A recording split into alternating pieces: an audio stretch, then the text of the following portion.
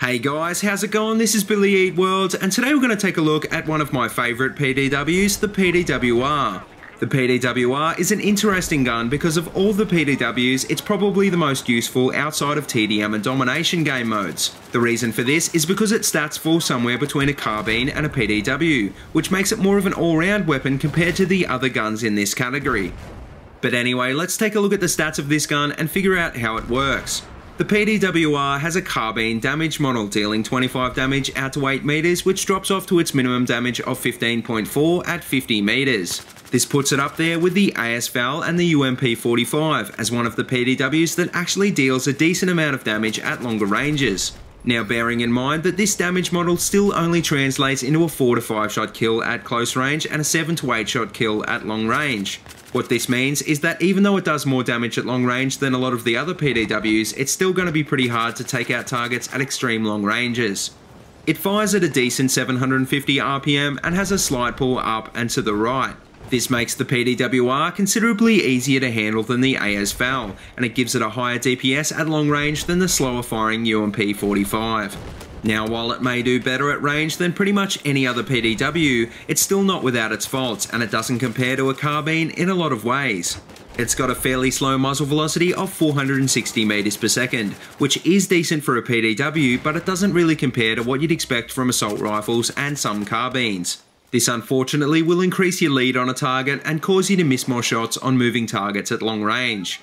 Also, the PDW-R is much less accurate at long range than your average carbine with a standing ADS spread of 0.5.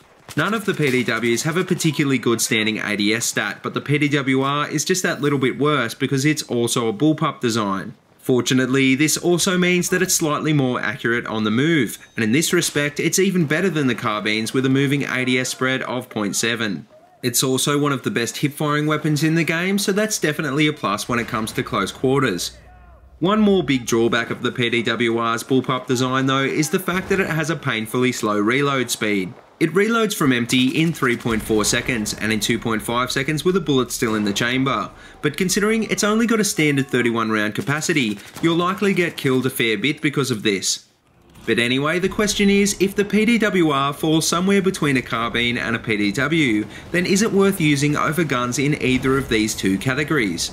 Well, the answer I guess depends on your playstyle and on the map you're playing on, and even then, it's still debatable. This gun is better than the average PDW for mid-range targets, but it's considerably weaker in close quarters than a lot of the faster firing PDWs, as well as the fast firing ARs, carbines, and the shotguns. If you get in close enough to make use of its exceptional hipfire, there's a good chance that you'll still get outdamaged by faster firing weapons, but unlike with a similar speed assault rifle or carbine, you don't have the luxury of backing off to a safer distance.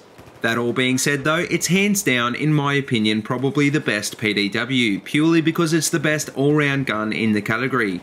If you're always moving, then I can see how this gun would be a benefit over a carbine, but if you're the kind of person who likes to stop and pop like I do, then you're probably better off not using the PDW-R.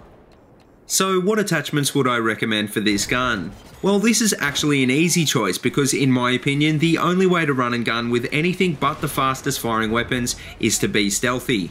This means the suppressor is a great choice for this gun, and fortunately because the gun already has a slow muzzle velocity, you won't be nerfing one of its good stats. The suppressor will affect the hipfire of this gun a little bit, but adding the laser sight will cancel this out and then some. With a laser sight, this gun can actually take out targets from a surprisingly long range, which really helps if you want to get in quick and start that suppression mechanic on your target early.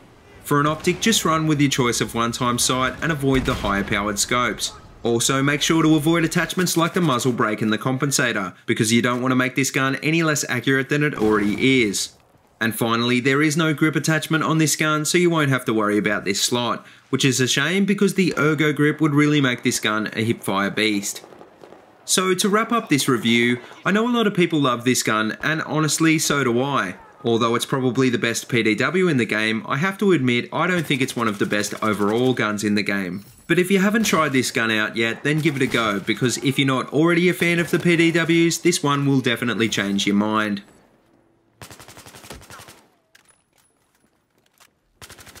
But anyway, let me know in the comment section below what you think of the PDW-R. And as always, if you like what you see, please remember to like, comment and subscribe. If you haven't already, please check out all my other Battlefield 4 videos. I've got them all linked in a playlist in the description below.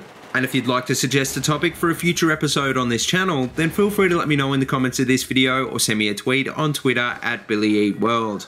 But anyway, until next time, see you later and have a good one.